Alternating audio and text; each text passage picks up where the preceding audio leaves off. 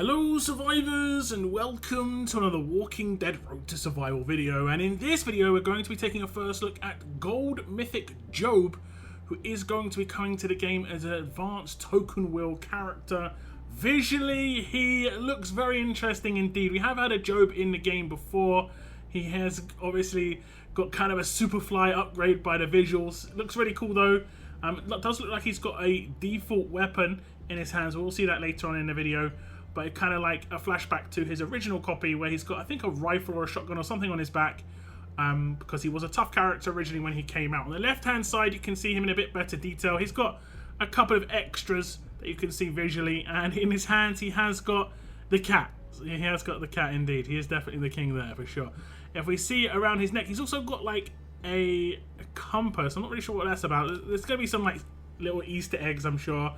If we look at his stats, at Limit Break 3, level 1,440, he has got 31,126 attack, 22,233 defense, and 35,573 HP. He is going to be a fast character, obviously, with that knife in hand. He is going to be a support role, of course a Gold Mythic, and he will be joining the Road to Survival Allegiance. It'll be interesting to see how this character is going to balance out though, because his stats are kind of strange, because it's a bit of attack and a lot of HP. Let's check out the rest of his kit. First up, we'll check out the Adrenaline Rush, and it is called Focused Strike. It's a 66 AP cost rush. This fighter and 2 teammates get focus and elusive for 2 turns, make a critical attack against an enemy for 300% damage, plus 1 attack if the enemy has the crosshairs status effect. So a little bit of a support kind of rush. He is a support character, so it does kind of make sense. Focus is nice. It obviously does mean that they can bypass things like Confuse and Taunt on characters that have it at the beginning of their turn. It does also mean they can bypass human shields. Elusive means no AP gain when attacking or being attacked. This fighter and 2 other teammates means, in general, it'll go to 3 characters on an attack team. By the looks of things, this guy probably more of an attack-based character. Potentially up to 2 attacks of 300% damage is reasonable. I see it more as, you know, the actual other part of his rush. I wouldn't say this is spectacular. It'll be based on how much this plays into other parts of his kit.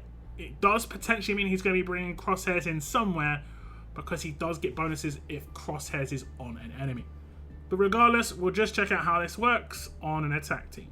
Okay, so here we are attacking, and as you can see, we have got Jobe up with his Adrenaline Rush nice and ready. We have got a couple of characters on the defense team with crosshairs on them, and we can select one of them, and we should do 2 separate attacks against that enemy.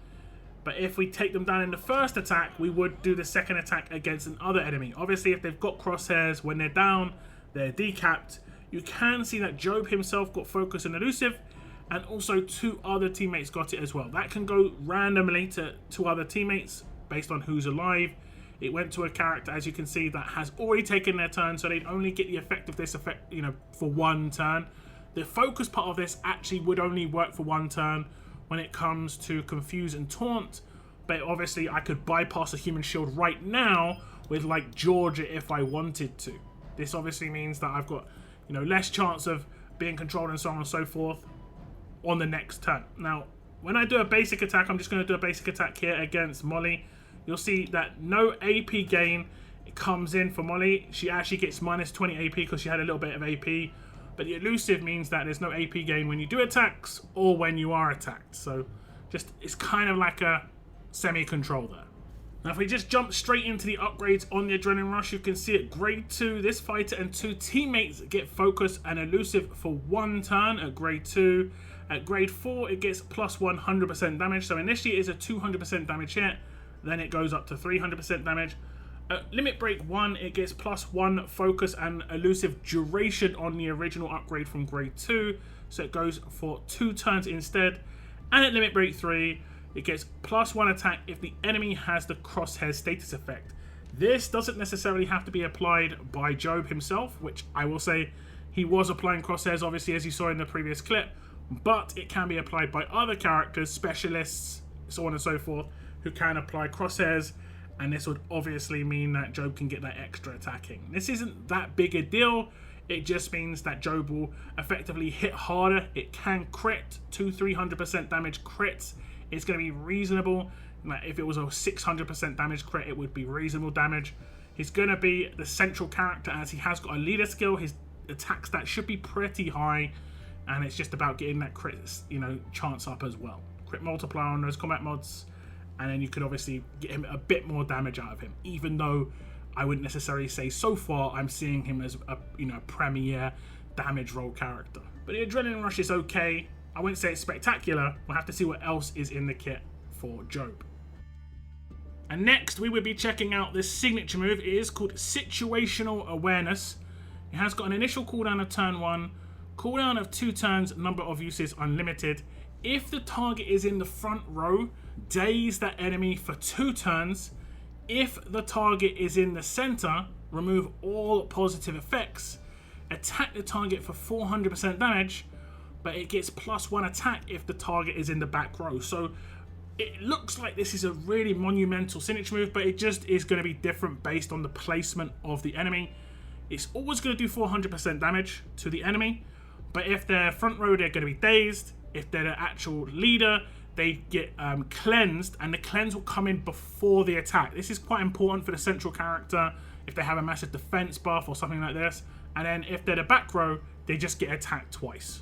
So you can, as a player, decide which character you're going to attack. And this signature move is actually potentially going to do more damage than his Adrenaline Rush. So you could see it more of a damage than Adrenaline Rush on back row characters. Daze is pretty good, and it isn't really, very heavy, and it's really important for attack teams, honestly. And you can daze a front row character. It's going to make team building defense teams maybe a little bit more important in terms of placement. Not hugely important right now, but if you don't want particular characters to get dazed, you can't put them on the front row anymore, pretty much. Or if you have them on the front row, daze resist could be more important. Let's just have a little quick test of this. So here we are attacking, and you can see we've got 2 front row characters in Angel and Molly. If we did the signature move against these characters, they would get the 400% damage hit plus dazed. We have the leader who would be cleansed. In this case, that wouldn't do anything. But if they had let's say a defense buff or Halo or heal over time or something like this, it would cleanse that, then do the damage, and then or the 400%. And then the back row characters, it's just going to do 2 attacks of 400%. Now, if I take out a character with the 400% hit, it should do the second attack against someone else, and we'll hopefully test this out. Jobe should do increased damage here against Alistair at the top, and then the second attack does indeed go to Angel. So that's just one thing you've got to be aware of. If you do monumental damage against someone in the back row, that second attack can be a bit random, but you have full control on where you actually use this. So again, you get the choice. It's up to you how you want to utilize this signature move. And I actually don't think that's too bad. You get to choose whether you want to do 2 attacks against a back row character or not. Some characters have it inbuilt into their kit. Someone like Wanderer, for instance. And you might come up against teams where you do not want to do multiple attacks just in case you do take down the first person. The second attack could just be completely random and nuke your team based on them being payback and so on and so forth. So again, it's quite nice the fact that you get to choose. I don't mind this too much at all. It's just a little bit more sort of knowledge. You have to have the character to keep in mind what they do to each thing. So it's not as easy and straightforward to use the character as maybe some other characters. But it is obviously decent. I like the daze potential here as well. If we look at grade 3 upgrade, it says if the target is in the front row, daze that enemy for 2 turns. So originally, I think it would just do a 400% hit to the front row instead. Or actually less, because at grade 5 it gets 200% damage increase, so it goes from 200% up to 400% damage. And at LB2, Limit Break 2, it goes from a turn 2 starting cooldown down to a turn 1 starting cooldown. This is quite nice. Like I say, you can daze someone off of turn 1. There are characters that give themselves things like decap resistance and Halo and stuff, which can be a little bit frustrating early on in the fight. You can obviously just block that, which is nice. He can obviously hold a weapon that adds control as well. There is the impair line weapon for fast characters. He could hold that. If he hits the crit, it's going to impair the line. So you can add a little bit of extras to this and see him as more of like a control / support character. But again, if you want to go all out damage, he could potentially do a pretty decent hit here. 2 times 400% hits, same as the rush. When it comes to the double hits, percentage multipliers on combat mods and so on and so forth, it could actually get up to pretty decent amounts because of the fact that he's a leader. So again, you've got a little bit of way to go. Probably not worth building him as a damage dealer, but obviously that's up to you, you know, it's dealer's choice. So we're at that part of the video where we're going to be doing a giveaway. Jobe is going to be an advanced token character, so we're going to be giving away 10,000 advanced tokens to one lucky winner. And all you have to do is type in the chat, Tiger King. Obviously, this is loosely based on the Tiger King character when it comes to the TV show. Kind of hilarious, but yeah, I kind of find it funny myself. Now when you enter, make sure you use it as part of a sentence so you don't get spammed out by YouTube. Best of luck if you enter. Now back to the video. Now if we look at Jobe's mythic abilities, these are his passive skills. We can of course see that he has got cunning, and that is because he's a support character. This means that any of the attacks he does, multi-hits and so on and so forth, have a much reduced chance to proc weapons. This includes things like absolute defense, reflect, all the good stuff. So that's actually pretty good. His basic attacks, his signature move, and his rush will all proc this, so it's actually pretty useful for him. The next passive is called Road to Survival. All Road to Survival Allegiance teammates get 30% attack. This is actually a pretty hefty boost. Now, Road to Survival obviously would need a bit more boosted characters when it comes to being able to be used with Jobe. A lot of the better Road to Survival characters were proper back in the day. I'm thinking about like Sandy, this sort of thing, but those characters don't kind of fly right now. But it's maybe one for the future. And it does, of course, boost Jobe's attack as well. So I was talking about maybe his attack can't get that high. It'll be decent. But with this 30% attack, it's like he's got a second weapon, basically. And then obviously it stacks with the weapon. We'll stack with his leader skill. We'll stack with all the 1535s. It could get kind of crazy real quick. The next one is called Compounding Success. When an enemy dies, 100% chance two other teammates get 50% attack for each dead enemy, including the one who died, for 2 turns. This is crazy. This is crazy. This means you can effectively buff your entire team's attack stat off of turn 1 if you manage to take out a line of enemies with someone like Raven.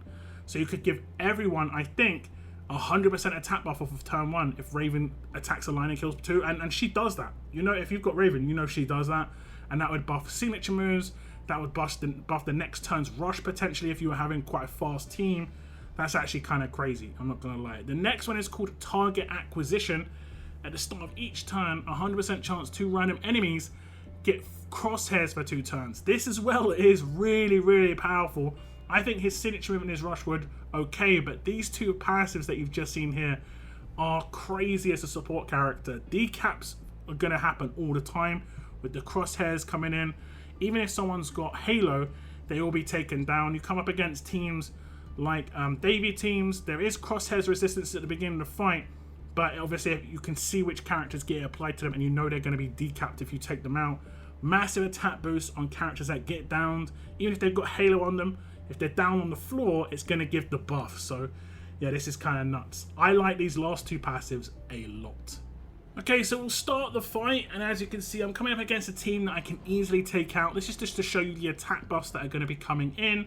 We have got crosshairs that will come in at the beginning of my turn. As you can see, we've got Trip and Lee who both have that. I'm going to take down a backline character just so 2 characters get taken out. I want to see, you know, how the 100% attack potentially works. We're going to do the signature move. We're going to have 2 people on 100% attack. You see, Georgia hasn't even taken her first turn yet. And this is what I'm saying. That first turn boost could be crazy. Now, remember, we have only got 1 character crosshaired right now. These 2 characters are not. So what I'm going to do is I'm just going to hit the defend action. And then it'll come to my turn again.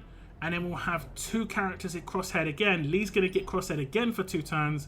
And so is Ezekiel. So if you take out the initial targets that had the crosshairs on it, 2 more targets will get crosshairs.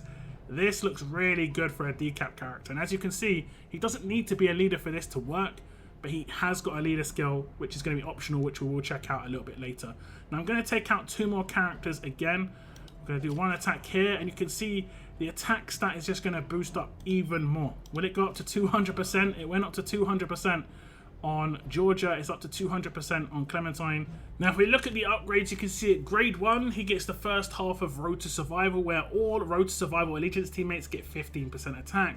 At grade 2, he gets the first half of Cunning, making it 15% less likely to trigger weapon effects when attacking walkers and humans. And then at grade 3, he gets the second half of Road to Survival, where it'll be 30% attack boost total to all Road to Survival Allegiance teammates. This is nice for Jobe alone, but if you have any Road to Survival teammates that you think you can use right now or in the future, they will team up with Jobe quite nicely in terms of boosting their attack.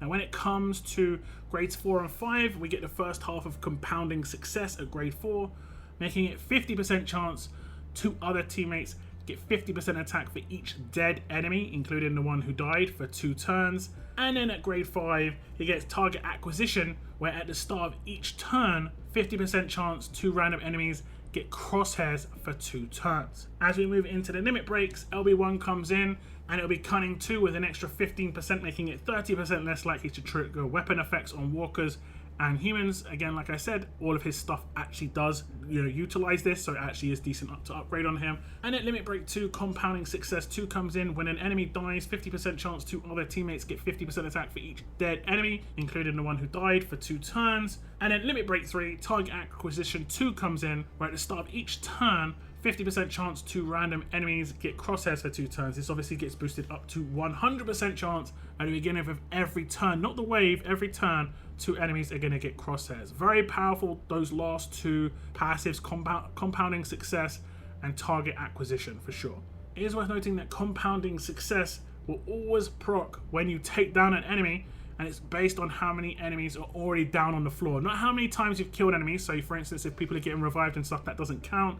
If they're lying on the floor dead, decapped or otherwise, they are considered downed, and then obviously that's going to be considered as one of the downed enemies for an extra 50% attack. It will always get refreshed up to 2 turns. It won't take it based on getting the buff the turn before, so on and so forth. So if you've got 3 enemies down and then you down another enemy, it'll be 200% attack to your entire team. This is really, really, really nice for percentage attack teams for sure.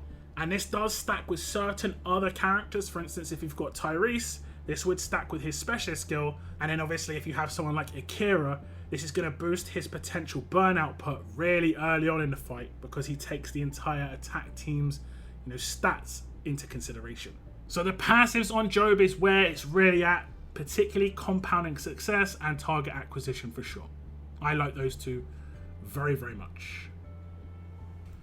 Now Jobe is also a leader, and here is his leader skill. All teammates get 100% attack down resistance for 3 turns. All fast teammates get 50% attack. All other teammates get 35% attack instead. This is kind of interesting. The 100% attack down resistance is decent because you come up against some teams that do have this happen based on you getting certain effects like focus or takedowns. Just randomly I'll see some of my characters that got attacked down, and I notice this more when I'm using Akira because his burn will just be massively nerfed, and that's kind of how it goes. But that's not going to be a problem here. Fast teammates getting a big boost here, 50% attack. That is actually quite nice. But all other teammates get 35%, which is not too bad. Now, if they are of the Road to Survival Allegiance, they will obviously get whatever they want out of this, plus the 30% from the passives of Jobe. So again, it's like they're using an extra weapon in that case. Jobe gets that every time, but definitely worth trying to put a Road to Survival character on the team with Jobe if you can. And here is a little list of some of the more recent Road to Survival characters. The one that does stand out the most for me is Raven. I don't really think she really needed an attack boost, but she's definitely going to get one for sure if you use her. Now Jobe does not have an attached weapon. You can use pretty much whatever weapon you want in his hands. He will proc on everything when it comes to the 3rd slot, double attack, extra attack based on the enemy's HP, whatever you want. Any weapon will work on Jobe. 1535 would be recommended though if you are going to use him in that leader slot. Buff those teammates' attack stats up nice and high. This leader is definitely going to be used for a percentage attack team, and that means you want to get that attack up as high as possible. So this was Gold Mythic Jobe, and like I said, he will be coming out as an advanced token wheel character, and he does look actually pretty nice, particularly those 2 passives. They really do make the character extremely powerful.